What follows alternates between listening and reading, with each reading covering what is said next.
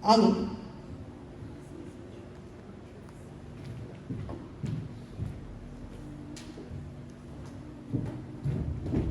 Graça e paz, bom dia. Bom dia. Tudo bem? Tranquilo? Tudo ótimo e maravilhoso. Quando a gente ouve um tudo ótimo, está melhor do que bem. Não é verdade? A gente chamou as crianças aqui, quem fez aniversário de outubro. E aí eu tenho 2 que fazem aniversário de outubro. Quem não me conhece, hoje lá na sede da Vila Mariana, eu estou cuidando das células, sou coordenador geral de células. Também cuido da parte dos novos convertidos, discipulado, o acolhimento, né? Também dos visitantes. Eu falo que eu sou pastor do abraço. Então, se você de repente esqueceu o meu nome, é Paulo Frutuoso, mas você pode falar, aquele pastor lá que falou que é do abraço, é ele, não sou eu. Né? Quem chega na igreja geralmente recebe um abraço. Eu sou dessa área e amo o que eu faço. Amém. Entendi o meu propósito no Senhor, que é cuidar de pessoas. E faço isso com muito carinho e dedicação. E, como eu falei, tenho 4 filhos. A Andressa, a mulher mais bonita do Brasil, está lá atrás, que está do mundo, né? Está lá. E os 4 pequenos, só não veio hoje a Ana Luísa, porque hoje é o Enem. E minha filha já está fazendo o treininho do Enem para valer no ano que vem. Pois é, vai fazer 17 anos. Acredite se você quiser. Né? Tenho uma filha que vai fazer 17 anos de idade. Eu brinco o seguinte: se você tem problemas com a área financeira, tenha filhos no final e no começo do ano. Porque você vai aprender a ser diligente. Sabe por quê?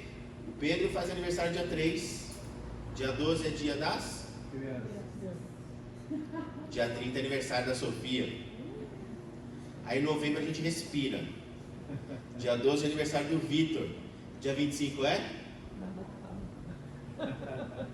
Aí em janeiro você tem IPVA, DPVAT, matrícula. E aí é aniversário da Ana Luísa. Então vocês entenderam, né, como que é? É uma casa de muita oração. Não é verdade?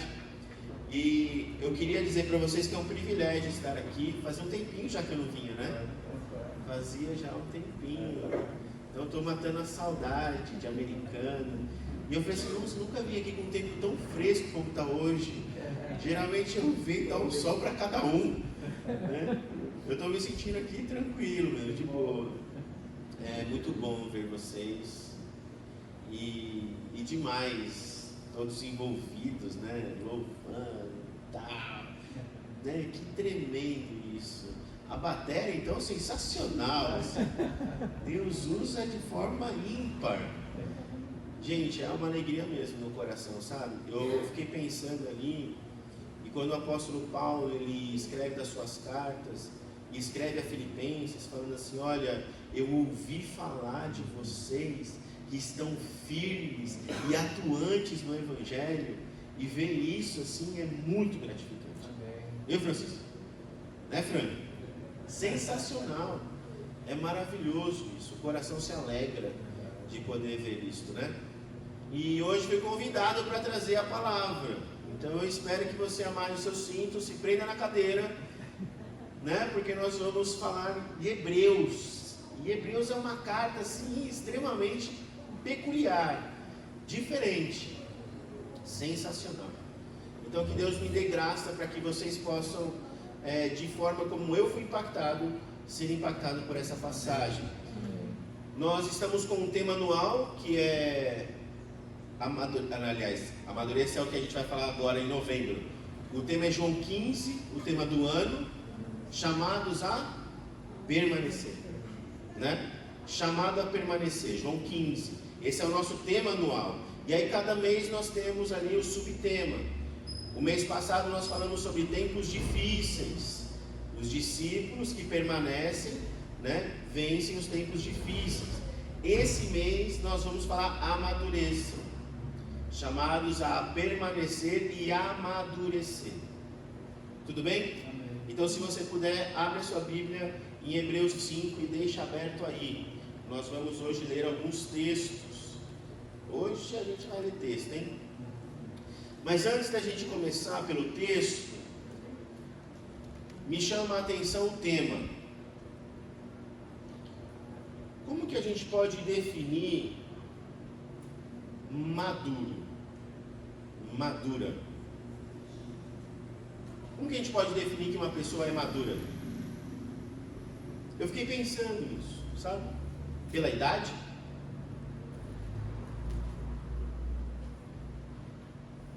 Se for pela idade, você coloca aí no Google assim, filhos canguru. Aí vocês vão entender que filhos acima de 40 anos ainda vivem independentes dos pais. Aí você fala assim, então não amadureceu. Então não é pela idade. Aí você fala assim, é pelo intelecto. Olha que eu conheço um monte de pós-doc aí, que ainda precisa de chocolate à noite para dormir. Vocês entendem a analogia, né? Do leite. Então também não é intelectual. Mas se vocês forem procurar sobre amadurecimento, algumas áreas, principalmente coaching, desenvolvimento pessoal, psicologia, vai falar que são 4 áreas. Então tem a questão física, etária, tem a questão intelectual, tem a questão emocional e tem a questão espiritual.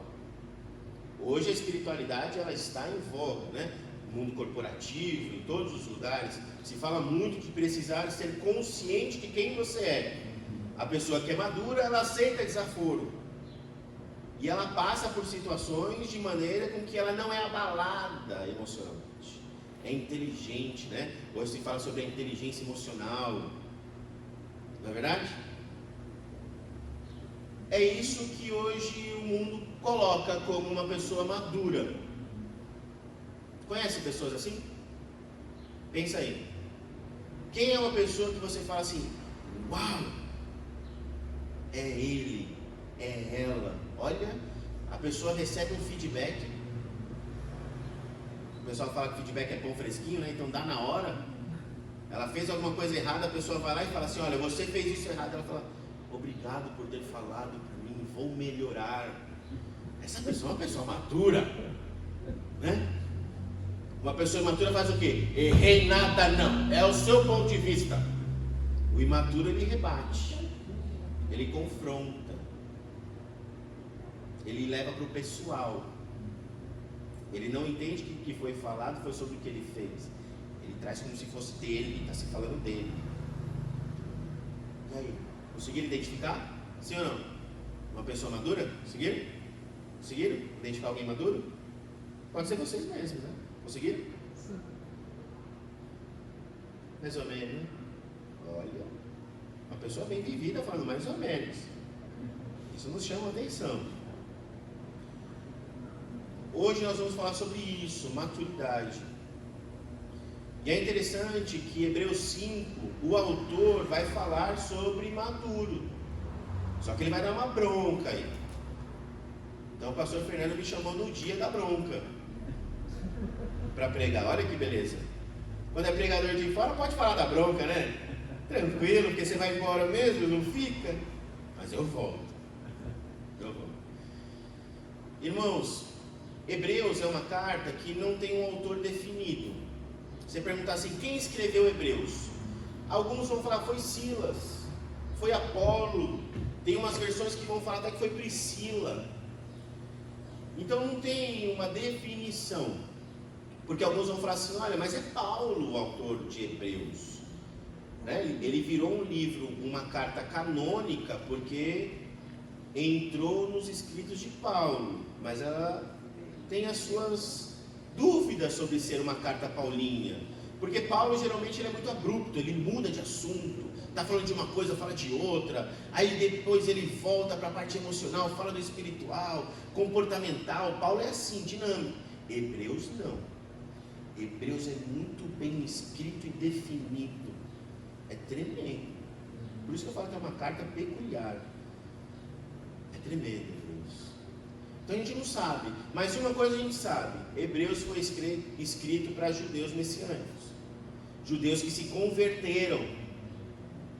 Já temos aqui então pelo menos um direcionamento para quem foi escrito. Então eu gostaria que você ouvisse o que nós vamos ler hoje da carta de Hebreus, como se fosse exatamente para você. Não é um povo que não conhecia Deus. É um povo que já conhecia Deus. Aceitou Jesus e começou a andar com Cristo. Tudo bem? Então nós vamos embarcar nessa, sabendo que a carta de Hebreus foi escrita para judeus messiânicos. Vamos ler então do versículo 11 ao versículo 14. Todos ligaram aí? Abriram a Bíblia? Ó, que moderno, ligaram, né? Pois é, está aqui atrás também.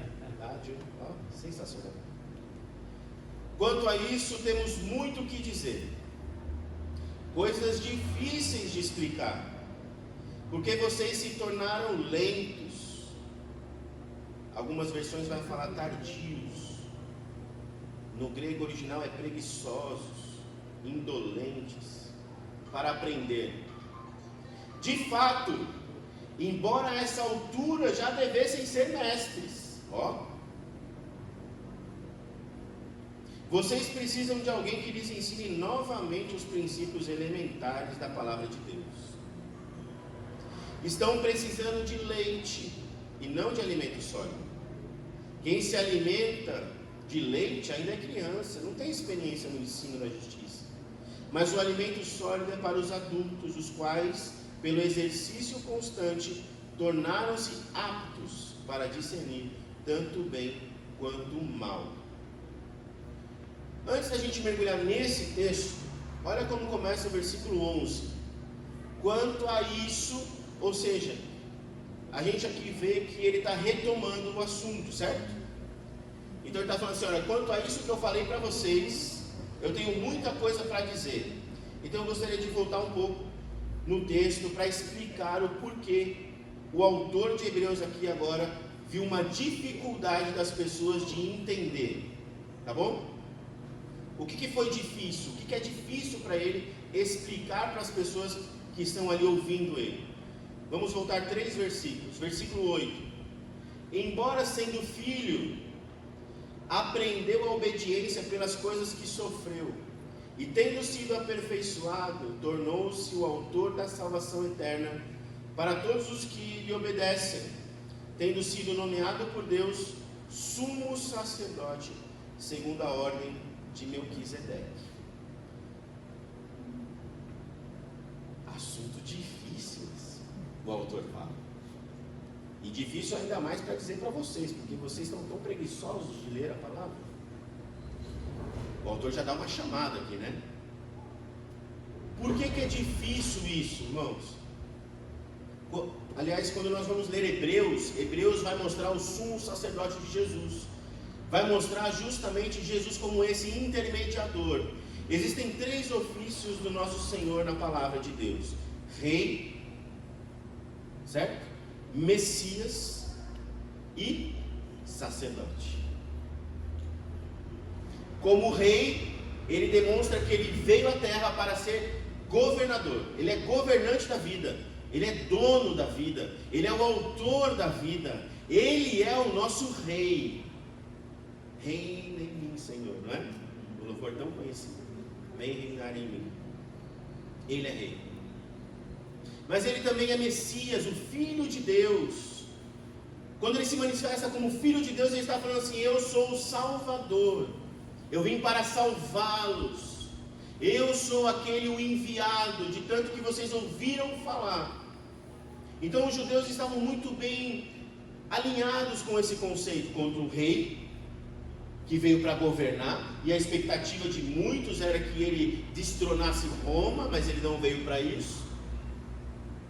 Esse é o Rei Jesus, e ele também é o Messias, aquele que veio para salvar. Só que a carta de Hebreus não veio falar sobre o Rei e nem sobre o Salvador. Ela veio falar sobre o sacerdote. E por que é difícil isso? Porque existe um público que é muito acostumado com o sacerdócio, que são os judeus. Eles sabem que o sacerdócio foi separado por uma tribo, a tribo de Arão.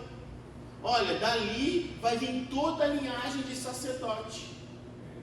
Tremendo isso, né? Ou seja, na cabeça deles é hereditário. Passa de pai para filho o sacerdote. E qual que é a função do sacerdote? Ir até uma vez por ano ao Santo dos Santos, oferecer um sacrifício para purificar o povo, perdoar o povo, pedir perdão a Deus. Então o sacerdote, olha que doideira essa, hein? O sacerdote ele tem que estar santo. Ele tem que ser o primeiro a ser purificado. Ele é aquele que tem que andar em santidade. E aí, se você for ler o Antigo Testamento, dizem até que anda com uma cordinha, né? Porque se ele estivesse em pecado e entrasse no Santo dos Santos, a palavra diz que ele morreria. E aí tem que puxar pela cordinha. Olha como é forte ser um sacerdote. E sumo sacerdote só entra no Santo dos Santos quem era o sumo sacerdote. E aí o autor da carta de Hebreus está dizendo o seguinte: vocês conhecem Jesus apenas como Messias e Salvador. Vocês não entenderam a obra dele depois que ele passou pela terra. Irmãos, isso é sério. Isso é muito sério. Porque o que ele está querendo dizer é o seguinte: vocês não entenderam. Quando ele fala assim, ele é sacerdote da ordem de Melquisedeque, olha que tremendo. O autor está levando eles a lembrarem do pacto de Abraão, lá atrás. Quem é Melquisedeque? Rei de Salém. Quem é esse rei de paz? Jesus. O autor está falando assim, aquele lá é Jesus. Vocês não entenderam. Vocês não entenderam que após Jesus ter passado na terra, tudo que vocês precisam está nele agora no céu. Oh glória! Isso é tremendo! Porque eu preciso entender, ter a compreensão de que eu não posso ser só salvo para ser salvo. Vou falar de novo.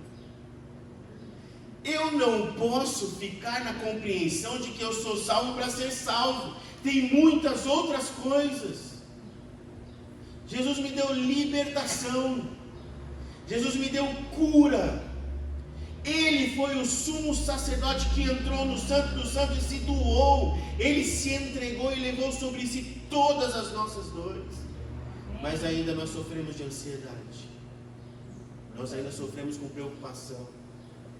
Nós sofremos com solidão.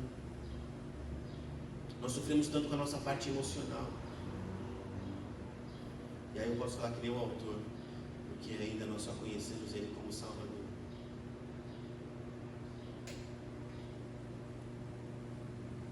Coisas difíceis tenho para falar para vocês. Mas eu entendo que eu não consigo falar, porque vocês ainda precisam aprender novamente sobre as coisas básicas do Evangelho. É isso que o autor está falando. Eu não consigo passar daqui para frente. Eu não consigo levar vocês a um novo nível de maturidade, porque vocês ainda nem entenderam que quando eu aceito Jesus, a minha vida muda. Vocês querem permanecer do mesmo jeito, falar do mesmo jeito, se vestir do mesmo jeito, administrar do mesmo jeito. Não dá. Jesus não é uma ideologia. Ele não é um pensamento positivo. Jesus é uma pessoa. Que o Espírito Santo, quando entra na minha vida, ele me muda por completo e faz com que todo mundo ao meu redor veja que aconteceu uma mudança, porque o Paulo que existia não existe mais. O que passou, passou. Nova criatura sou. Aleluia. É isso que o autor está dizendo. Mas para vocês entenderem o nível da profundidade, vamos para Hebreus 7. Dá um pulo rapidinho.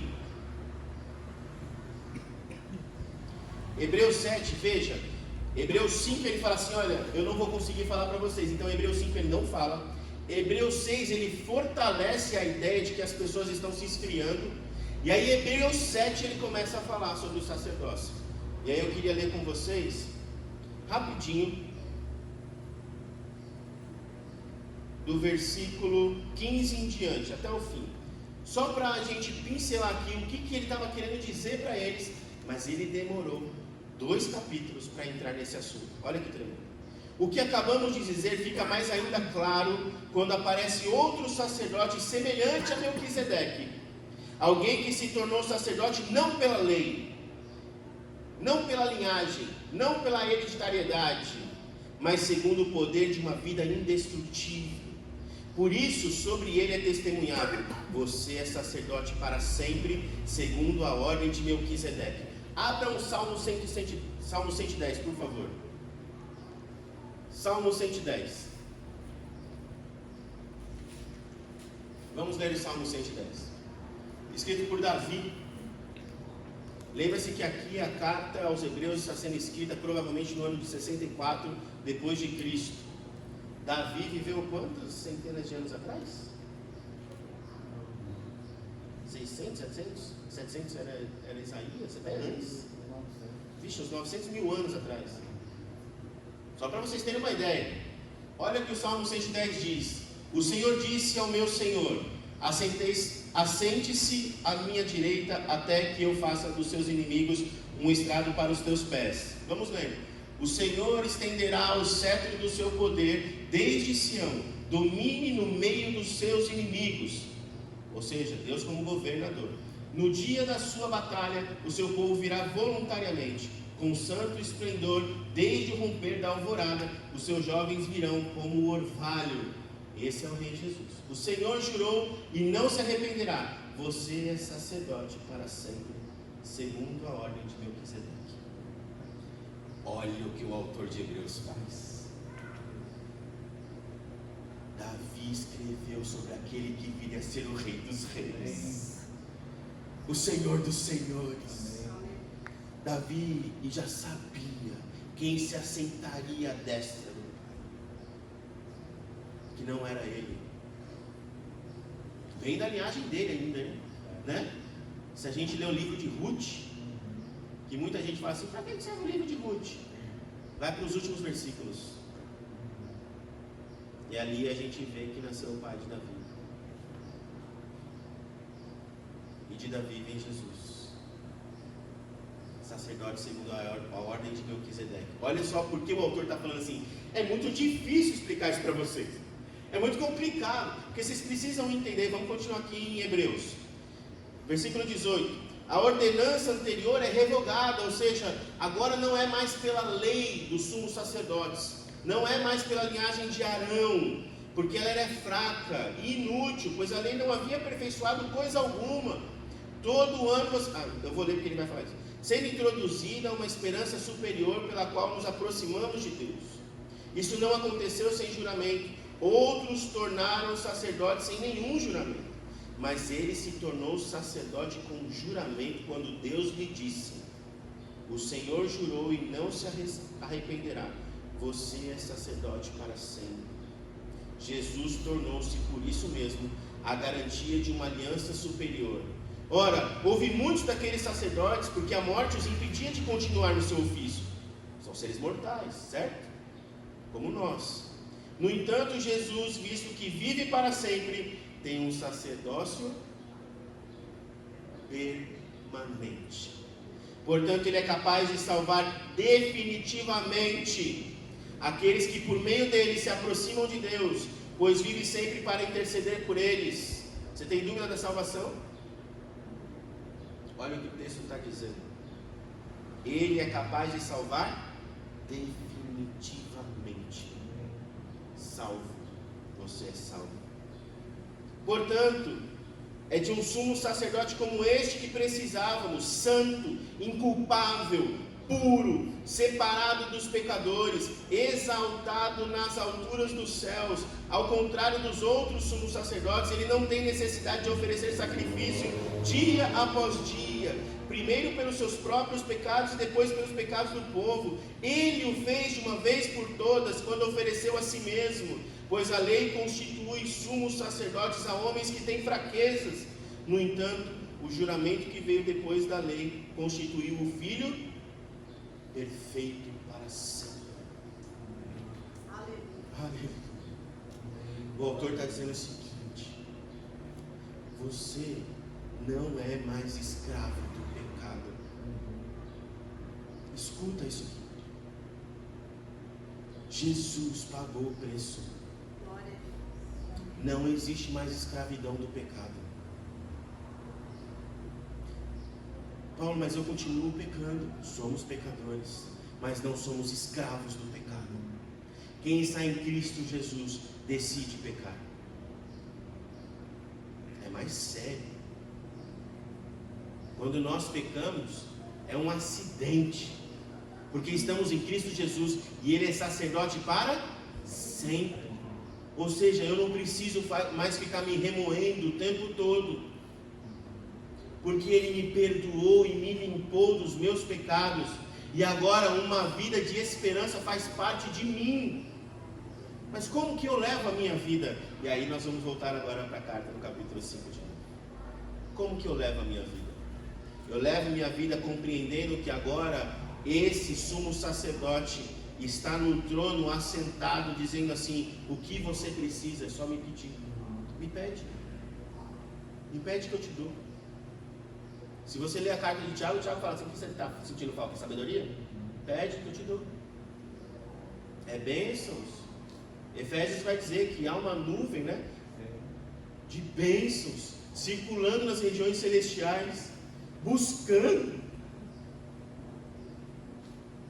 E aí a pergunta que fica é: por quê ainda temos uma vida tão difícil de viver? Por quê? O autor de Hebreus vai falar assim: porque falta maturidade. Falta maturidade. Olha que louco isso. Essa foi só a introdução, tá, irmãos? Segura aí. Os pastores lá na série falam assim: Paulo, suas introduções demoram meia hora. Eu falei: irmão, é que eu amo a palavra. E assim, eu estava falando com o pastor Fernando: pastor, eu acho que na verdade o que a gente vai falar amanhã teria que falar no domingo seguinte, porque hoje teria que falar só sobre isso, sobre o sacerdócio de Jesus, para entender o quanto que nós estamos presos apenas à salvação, o quanto nós estamos presos apenas de livrar a nossa alma do inferno, o quanto que nós só pensamos naquilo que me livra de ser julgado. E tem muito mais, só que tem que pagar um preço. Eu tenho que pagar um preço. E o autor vai falar assim: você precisa se exercitar. Eu preciso mesmo, preciso emagrecer. É verdade. Quanto a isso, temos muito a dizer. Voltamos para Hebreus 5. E aí eu fiz até um esqueminha aqui que diz o seguinte: desinteresse, porque ele fala, né, que eles estão desinteressados, estão preguiçosos, né, em relação à palavra. Então desinteresse é o sintoma, é igual a imaturidade. Então o diagnóstico não é o desinteresse, é a imaturidade, que é igual a o leite. Que o leite significa o quê? Sem experiência no ensino da justiça. E aí eu fiz a mesma coisa com a maturidade, ou seja, o interesse. E olha que interessante o interesse. 1 Tessalonicenses 2,13 fala o seguinte, para vocês verem que a palavra mesmo nos leva a um conceito de maturidade. E conceito é definição. Ela define o que é maturidade para nós. Não há dúvida para a palavra.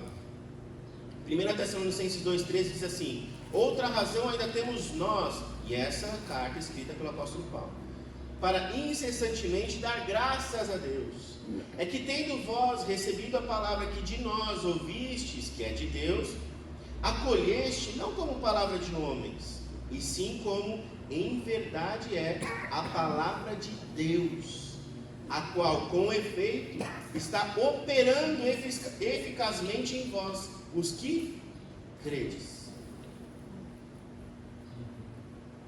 Ou seja, quando eu ouço a palavra com interesse, ela não é apenas uma palavra dita pelo pastor, ela não é apenas uma palavra dita pelo evangelista, ela não é apenas uma palavra dita pela líder de célula, ela é a palavra de Deus. Quando há interesse, eu aplico essa palavra na minha vida, que opera eficazmente para a mudança. Aleluia. Então, o interesse é igual maturidade. Maturidade é igual alimento sólido. E o alimento sólido é discernimento, tanto do bem quanto do mal. É a prática da justiça. A palavra aqui, quando a gente lê o exercício, é hábito no grego. É hábito. Hábito. Sabe o que é hábito? É trocar a marcha do carro sem precisar pensar que você precisa trocar a marcha do carro. Isso é um hábito. Certo? Você não fica olhando para a marcha primeira, segunda. Quer dizer, tem alguém que começa. Quando começa, sim. Né? Aí quando você é maduro, você fica lá olhando. Terceira, quarta, quinta. Não precisa. Porque virou hábito. Então aqui o autor de Hebreus está dizendo assim: é aplicar a palavra na sua vida até que ela seja hábito. Paulo, me dá um exemplo. Simples, fácil. Olha, irmãos, não é indireto, tá? Porque eu não conheço a vida de vocês, tá bom? Então eu vou contar sobre caso, fato verídico. Se alguma coisa bater, o pastor Fernando falou comigo. Não, eu estou falando sério. Não estou querendo julgar ninguém. Mas, quais são os casos que eu tenho pego para cuidar?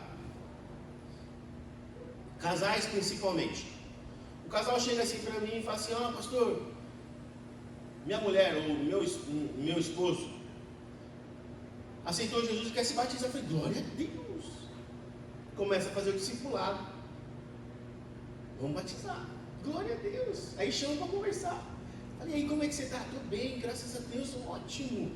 E a sua vida? Pastor, está mudando tudo. Olha, já não brigo mais, não falo palavrão. Eu falei: que bênção, a transformação na vida. Olha que legal. E o seu marido? Não, ele está amando, né? Ou ao contrário, minha esposa está amando e tal. Eu falei: que bênção. Aí a gente vai conhecer um pouquinho do histórico. Aí vocês vêm de onde? A gente era da igreja católica, meu marido era da Umbanda, e aí depois se converteu a Jesus, e eu também agora estou me convertendo a Jesus. Que legal, vocês eram de religiões diferentes, E vocês se casaram aonde? Na Umbanda ou no catolicismo? A gente não se casou. Entendi. Mas agora, em Cristo, o matrimônio se faz necessário. Peraí, como assim? Não, como assim? Digo eu. Em Cristo, as coisas se alinham.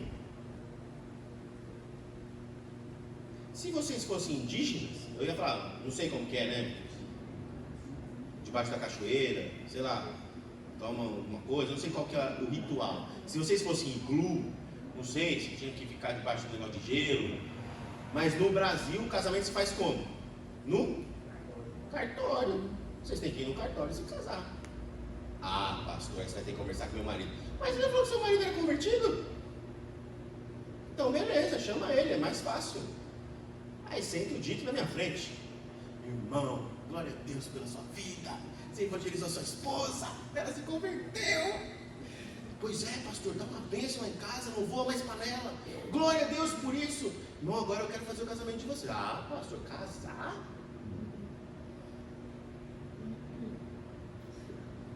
Aí o autor de Hebreus ia falar assim: olha, eu acho que vocês precisam voltar. Entende? Vocês entenderam? Vou falar uma coisa mais brasileira. Qual, pastor? Endividamento financeiro. 70% está endividado em São Paulo.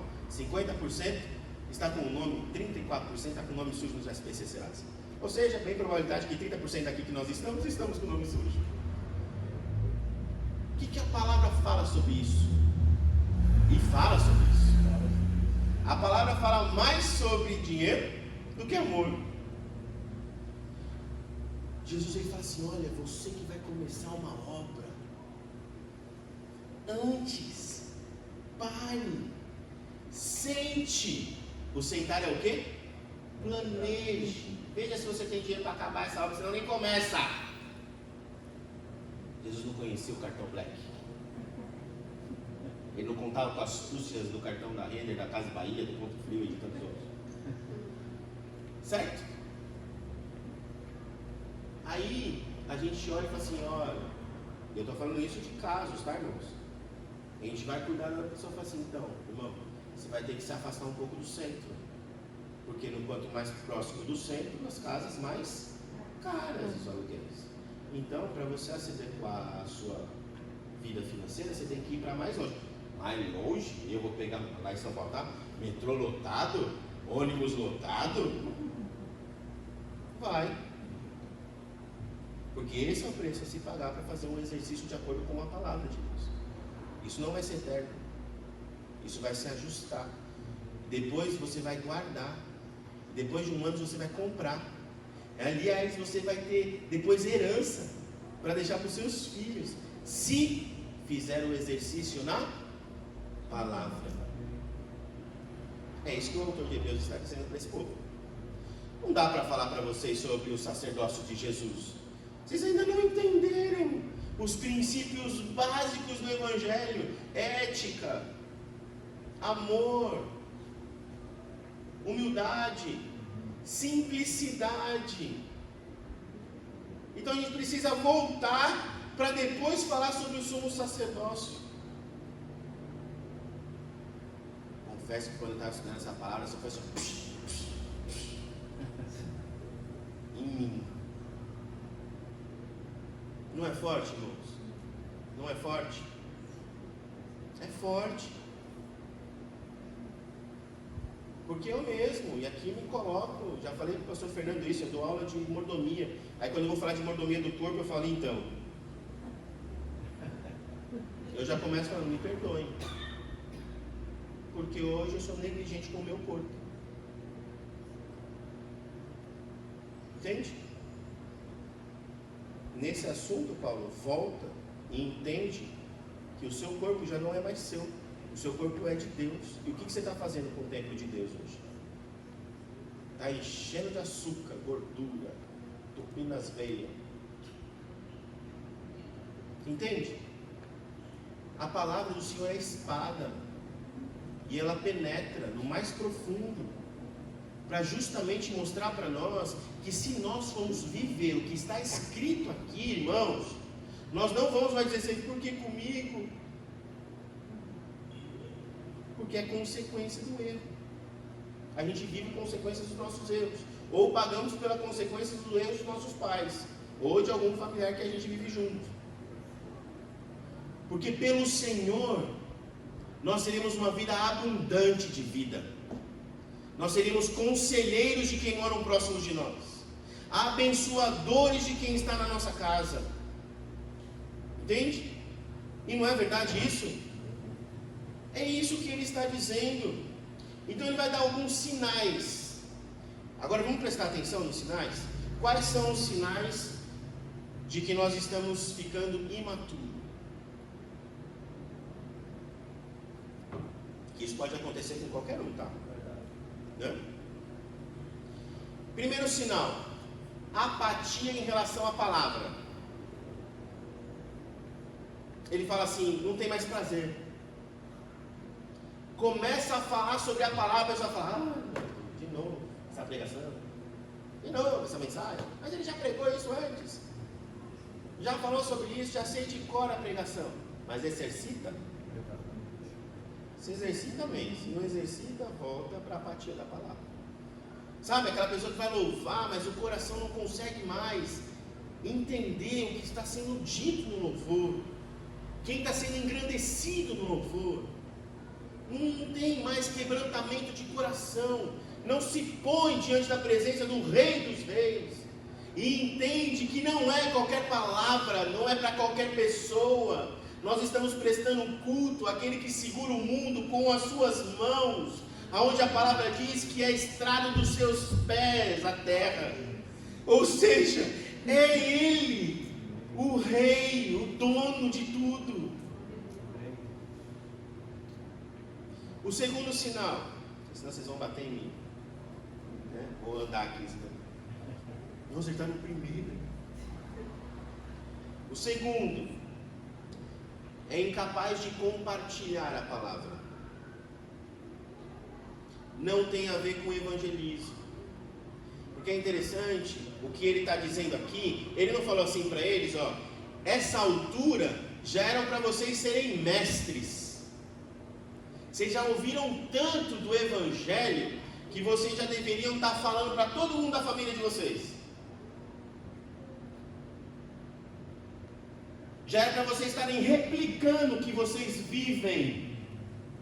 Já era para os seus vizinhos ter vindo pedir oração por você, por saber que você fica louvando, aí que nem um doido na sua casa gritando.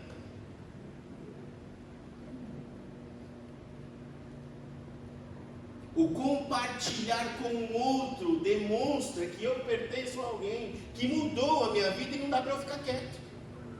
Não dá para eu ficar quieto. Certo? Não dá. Irmãos, vou contar um caos.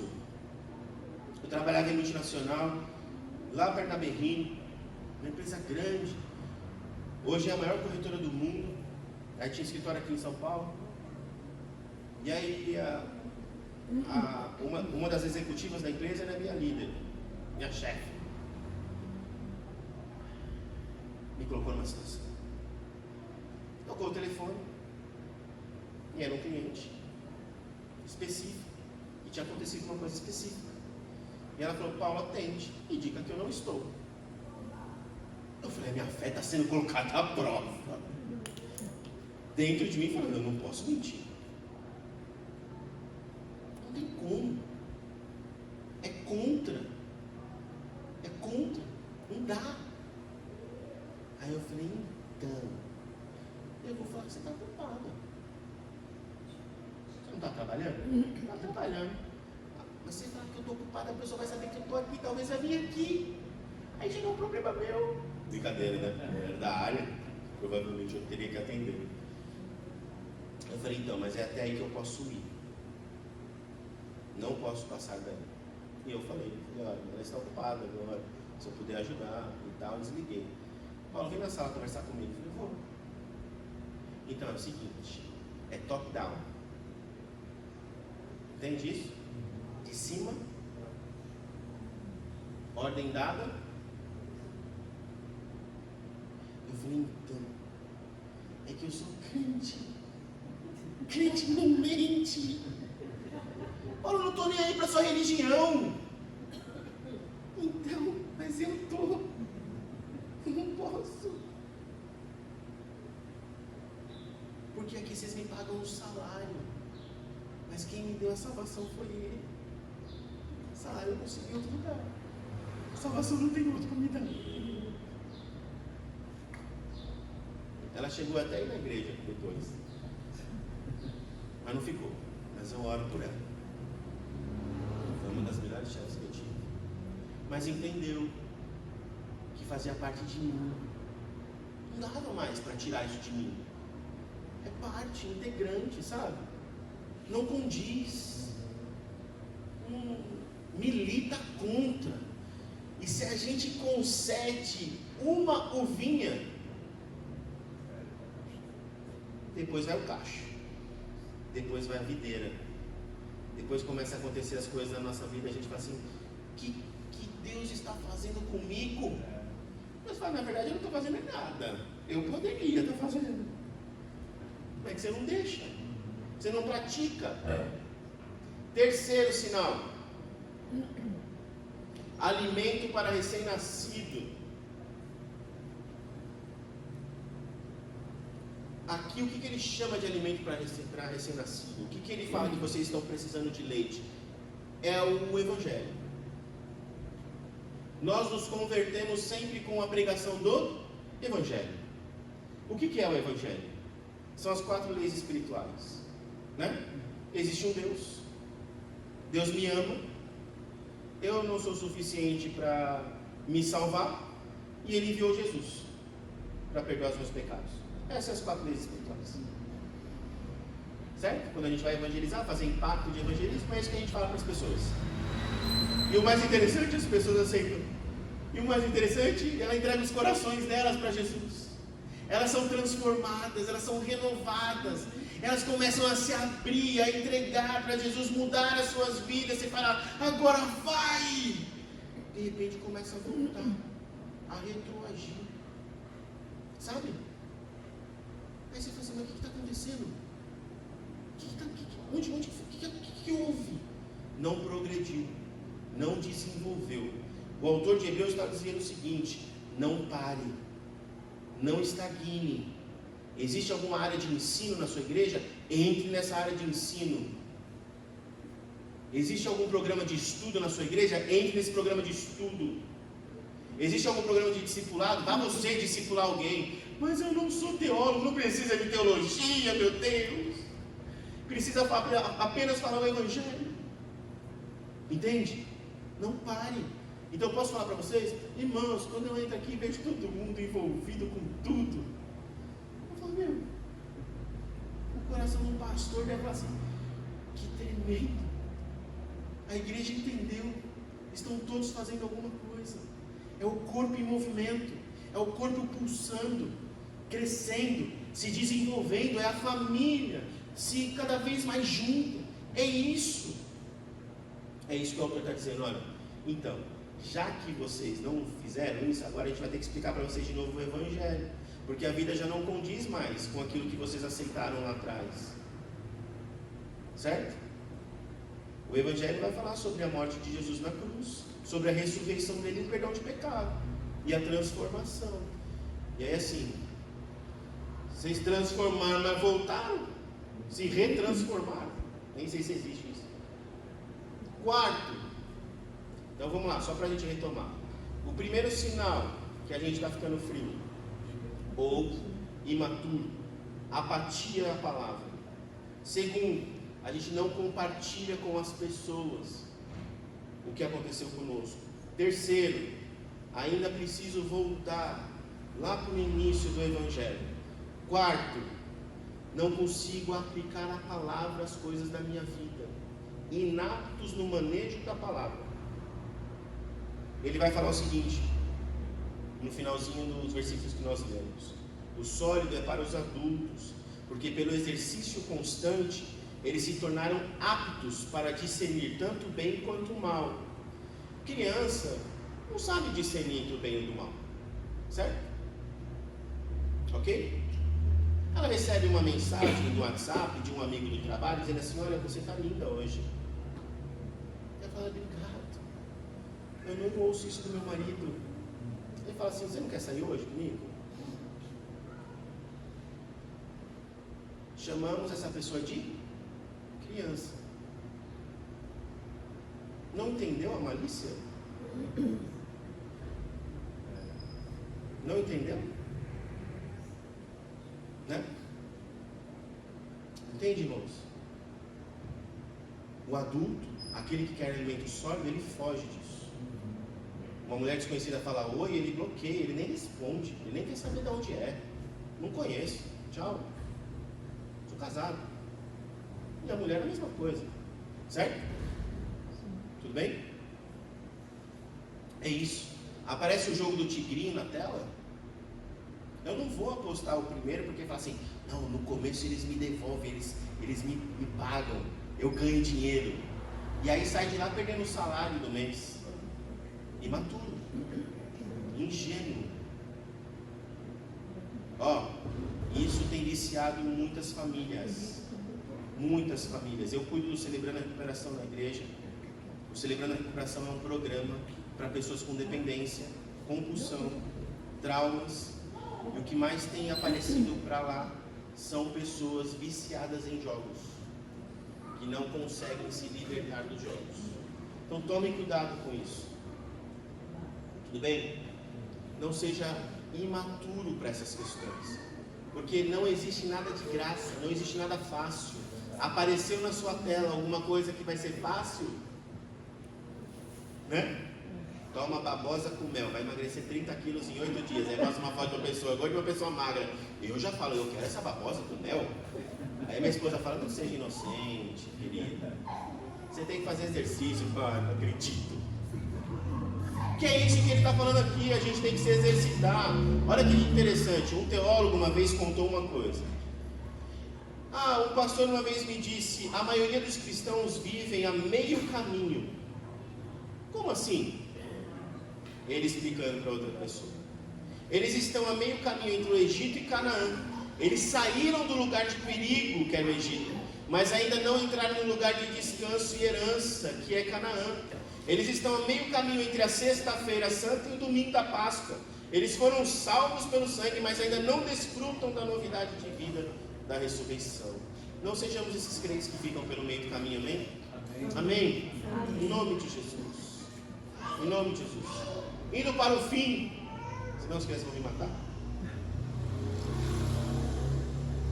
O que é esse exercício dos crentes maduros, certo? Entendemos quais são as questões que ele falou que aparecem nas nossas vidas para mostrar assim, olha, eu estou achando que você está virando um crente imaturo, ok? Entendemos quais são. Agora, quais são esses exercícios que ele fala dos crentes maduros? Eu quero aprender, eu quero ser crente maduro. O que eu preciso fazer para ser crente maduro? Ele também fala, olha que tremendo. Primeiro, existe o processamento da verdade. O Evangelho, ele é refletido na minha vida e se transforma em verdade. Não há mais mentira. Quando não há mais mentira, não há vergonha. Quando não há vergonha, não há culpa.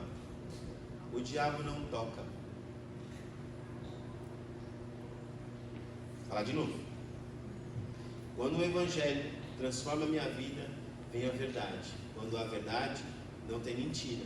E quando não tem mentira, não tem vergonha e nem culpa. O diabo não toca. Segundo, depois, o princípio da prática para a retenção da verdade. Ok, entendi qual é a verdade. A verdade é, preciso ser honesto, preciso ser idôneo, preciso ser humilde, preciso ser simples, certo? Jesus era assim, não é verdade? Preciso ser servo. A Bíblia nos demonstra pela própria vida de Jesus, ok? O como eu devo ser. Preciso ser assim, agora eu preciso colocar em prática naquilo que eu sou. Eu sou o quê? O gerente da empresa? Então eu vou ser um gerente humilde, simples, responsável, que produz, dá resultado. Porque as pessoas acham que porque é crente não dá resultado, né? Mas olha que tremendo, esse dia estava estudando sobre um aspecto de liderança. A própria frase de Jesus, ele fala assim, o fruto do meu penoso trabalho, ou seja, o penoso trabalho de Jesus deu um fruto. O fruto é o resultado do penoso trabalho, que é dar a salvação a todos nós. Houve um planejamento e houve um resultado. Ou seja, então somos compromissados com aquilo que nós acordamos, certo? Ok? Então, ou seja, eu não vou entrar num lugar, porque irmãos, olha, eu vou dizer uma coisa para vocês. A pior coisa que um pastor pode ouvir é falar assim, pastor, eu não contrato mais crente. Por quê, irmão? Mas crente que é bom? Bom aonde? Contratei os crentes lá para terminar a obra, está lá, até hoje para acabar. Paguei o cara não apareceu mais. Não fala isso não, irmão. Entristece. Meu coração assim, esmigalha. Mas por quê? São cristãos que precisam voltar à prática da verdade. Entende? Porque se nós vivemos na verdade, não há o que nos condene. Certo? Terceiro, a prática consistente e persistente da verdade resulta em crescimento e a maturidade de sermos espirituais e não carnais. Porque essa é a luta, né? Entre a carne contra o espírito. Tiago 1, 2, 4 vai dizer, meus irmãos, tende por motivo de grande alegria passar pelas provações. Alegria para quem? Passar por provação. Você se sente feliz passar por provação? Não. O Tiago aqui estava viajando, né? Não, ele estava sendo perseguido. Nesse momento havia perseguição contra os cristãos. Olha que doido. Estavam sendo mortos.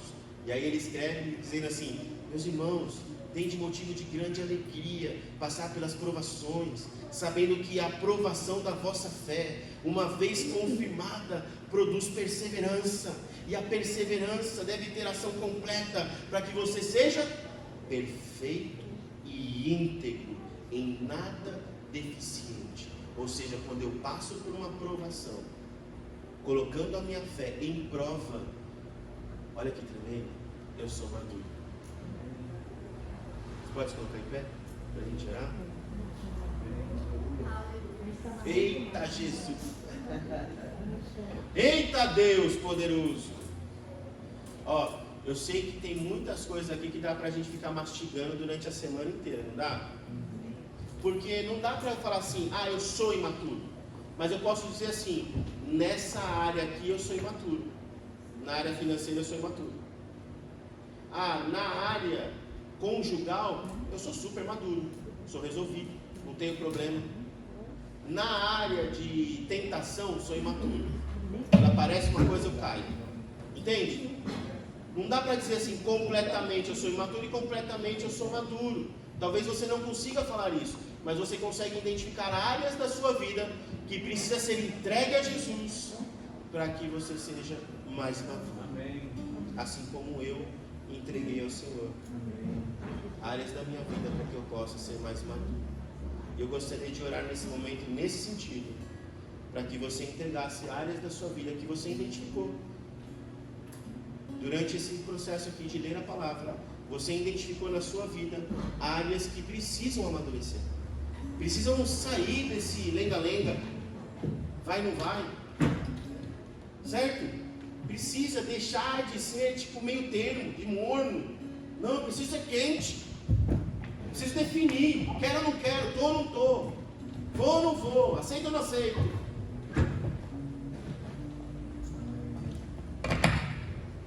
Vamos orar? Feche os seus olhos nesse momento. Senhor, obrigado pela Tua palavra. Obrigado pela Tua palavra. Obrigado pela Tua palavra. Louvado seja o Senhor pela Tua palavra. Nós não precisamos falar muitas coisas, porque a Tua palavra ministra no nosso coração. Obrigado porque conhecemos o Senhor como nosso sumo sacerdote. Sabemos que existem coisas mais preciosas a ser reveladas para nós. Ajuda-nos no exercício do Teu Evangelho. Ajuda-nos, Senhor. Ajuda-nos a ser agentes pacificadores. Ajuda-nos, ó Deus, a ser servos. A Tua palavra diz para nós, se nós queremos ser os primeiros, que sejamos os últimos. Ajuda-nos a ser mais humildes. Ajuda-nos, Senhor, a olhar para dentro de nós, como o salmista diz, e sondar o nosso coração, e entender aquilo que precisa amadurecer. Ajuda-nos, Senhor. Nesse momento nós colocamos diante do Senhor as áreas das nossas vidas que precisam ser amadurecidas. Jesus, Tu és o perfeito. Tu és o Filho que precisou ser provado. Tu és aquele que precisou ser aprovado, o Senhor. Se o Senhor precisou ser aprovado, imagine nós. Obrigado que através da Tua aprovação nós recebemos salvação. Obrigado, Senhor. Quebrando o nosso coração, faz-nos olharmos para nós, para dentro de nós. Ajuda-nos, ó Deus, a criar musculatura espiritual, a sermos verdadeiros intercessores, ó Deus, da nossa família. Ajuda-nos, Senhor, a estender as estacas da Tua igreja. Ajuda-nos a edificar uns aos outros, para que nós possamos crescer como homens e mulheres espirituais. Ajuda-nos, Senhor, que neste domingo a Tua presença nos encha poderosamente, Espírito Santo, e nos constranja a nos dar, ó Deus, cada vez mais um passo profundo, Senhor. Vem, derrama sobre nós, derrama da Tua glória, derrama da Tua graça. Vem e enche-nos, ó Deus, Move as tuas águas dentro de nós, derrama sobre nós, batiza-nos com teu Espírito. Vem, Senhor Jesus. Espírito Santo, tenha liberdade em nosso meio, reaviva sonhos, projetos, planos. Ó Deus, move, Senhor, nas nossas vidas. Ó Pai, que o Senhor possa estartar coisas que ficaram paradas. Movam as águas, movam as águas. Queremos ser verdadeiros discípulos teus, confundidos com o Senhor, Mestre dos mestres, Senhor dos senhores. Ajuda-nos a ser proclamadores do teu Evangelho, aonde nós estivermos, que o nosso exemplo possa falar por nós mesmos. Ajuda-nos a limpar a nossa mente do pensamento secularizado, mas renova a nossa mente para que possamos ser santo como tu és santo.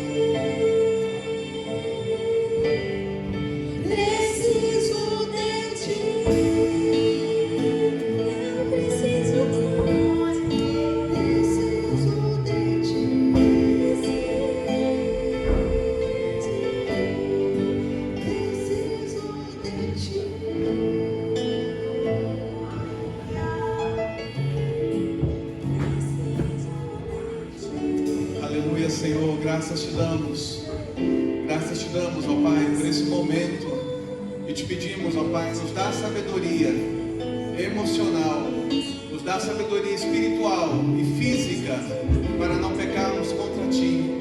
Senhor, dá-nos graça, ó Pai, nessa semana, que essa semana possamos ser aprovados em todas as provações, que nenhuma tentação nos derrube, mas que possamos vencer tudo no Senhor, porque nós precisamos de Ti e queremos viver a maturidade do Senhor. Não queremos ser mais crianças espirituais, mas maduros, adultos no Senhor, até o dia em que o Senhor voltar. Senhor, graças te damos por Tua palavra e te pedimos, ó Pai, cobre a nossa casa, cobre as nossas vidas, cobre os nossos filhos, cobre, ó Pai, os nossos negócios, as nossas profissões. Cubra, ó Pai, o nosso potencial para criar coisas novas, em nome do Senhor Jesus. Que o amor do Pai, a comunhão do Filho e as doces consolações do Espírito Santo estejam sobre cada um de nós, hoje e sempre, em nome de Jesus. Amém e amém. Aplauda, Senhor. Aleluia.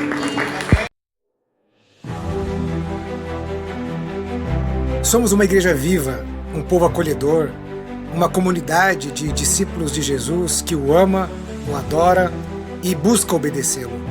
Queremos tornar a palavra de Deus conhecida a todos para que o seu amor e salvação transforme vidas e corações. O anseio por servir faz parte da nossa maneira de viver e é expresso em inúmeros dos nossos projetos e iniciativas. Queremos ver o reino de Deus se expandir em todos os lugares. Por isso não medimos esforços para pregar o Evangelho no templo, nas casas, nas comunidades, nas ruas, nas escolas, em São Paulo, no interior, no sertão, no Brasil, no mundo e até os confins da terra. Sabemos que formosos são os pés daqueles que anunciam o Evangelho. Entendemos o quanto o amor de Deus se materializa suprindo as necessidades dos vulneráveis e dos necessitados. Portanto, colocamos nossos ministérios, talentos, dons e recursos para servir em projetos sociais nos mais diversos lugares. Imigrantes, refugiados, pessoas em situação de rua, mulheres em situação de vulnerabilidade, crianças, adolescentes e tantos outros públicos são atendidos, recebidos nas incontáveis ações de socorro e acolhimento da nossa comunidade. Vivemos para sermos sal e luz nesta terra. Somos uma verdadeira família e queremos ter a nossa porta aberta para receber todos aqueles que querem desfrutar da transformação que o amor de Deus e o poder da sua palavra traz.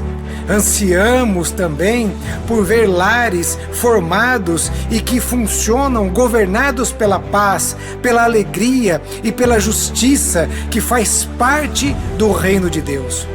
Somos uma comunidade compromissada em orar pelos países, territórios e pelos seus governantes, pois entendemos o quanto é feliz a nação cujo Deus é o Senhor. Enviar missionários e apoiar iniciativas de proclamação do Evangelho e da transformação que ele faz, isso pulsa o nosso coração. Nossa visão é acolher as pessoas para ensiná-las a viver como discípulos de Jesus e para isso proclamamos a palavra de Deus. Ele, o Senhor, amou o mundo de tal maneira que enviou o seu único Filho para que todo aquele que nele crê não pereça, mas tenha a vida eterna. Essa é a mensagem que amamos. Esse é o Evangelho que cremos. Essa é a verdadeira e única razão de sermos simplesmente igreja. Sejam bem-vindos à Igreja Batista do Povo.